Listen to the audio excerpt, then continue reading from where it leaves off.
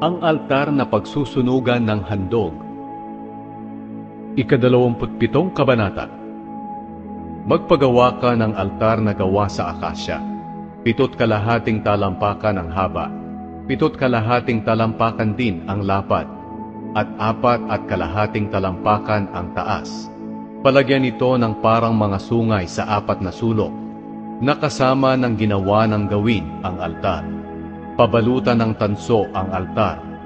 Ang lahat ng kagamitan ng altar ay kailangang gawa sa tanso.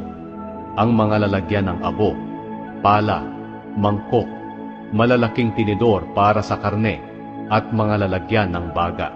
Magpagawa ka rin ng parilyang tanso para sa altar, at lagyan ito ng argolyang tanso sa bawat sulok. Pagkatapos ilagay mo ito sa ilalim ng altar, sa patungan nito sa bandang gitna ng altar. Magpagawa ka rin ng tukod na pambuhat sa altar. Kailangang galing ito sa kahoy na akasya at nababalutan ng tanso.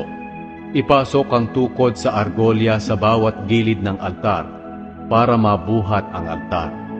Ang ipapagawa mong altar ay tabla at dapat bakante sa loob. Ipagawa ito ayon sa planong sinabi ko sa iyo roon sa bundok.